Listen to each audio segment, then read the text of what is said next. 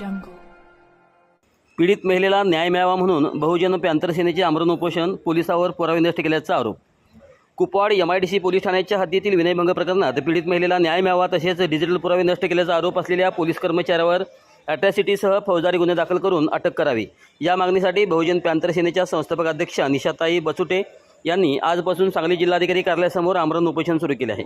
या प्रकरणातील मुख्य डिजिटल पुरावे पोलीस कर्मचाऱ्यांनी जाणीवपूर्वक नष्ट केल्याचा आरोप संघटनेने केला असून 6 महिन्यापासून कोणतीही ठोस कारवाई न झाल्याचा दावा करत आहे. तसेच वरिष्ठ पोलीस अधिकाऱ्यावरही आरोपींना संरक्षण दिल्याचा आरोप करण्यात आला. उपोषणासाठी परवानगी नाकारून पोलीस प्रशासन आंदोलन दडपण्याचा प्रयत्न करत असल्याचा आरोप बहुजन पॅंथर सेनेने केला आहे. दोषी पोलिसावर अॅट्रॉसिटी ॲक्ट व विविध BNS कलमानुसार गुन्हे दाखल करून तातडीने कारवाई करावी अशी मागणी करण्यात आली आहे. संघटनेने इशारा दिला आहे की पीडितेला न्याय मिळेपर्यंत आंदोलन मागे घेतले जाणार नाही.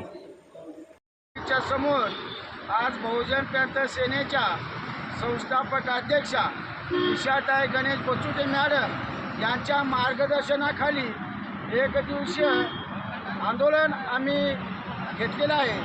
ते आंदोलन अशासाठी आहे, आमच्या एका बहिणीला ज्या नराधमानं विनयभंग केला आणि त्याला पाठीशी घालण्याचं काम प्रदीप भोसले या पोलिसानं केलेलं आहे. तर त्या पोलिसांना निलंबित करण्यासाठी आज इथं आम्ही बसलो आहोत. तर या महिलेला जर न्याय नाही मिळाला तर सोमवारपासून आम्ही आमरण उपोषणाचा इशारा देत आहे. याची दखल प्रशासनाने घ्यावी आणि या महिलेला योग्य असा न्याय द्यावा, एवढी आमची मागणी आहे. ती मागणी त्यांनी मान्य करावी.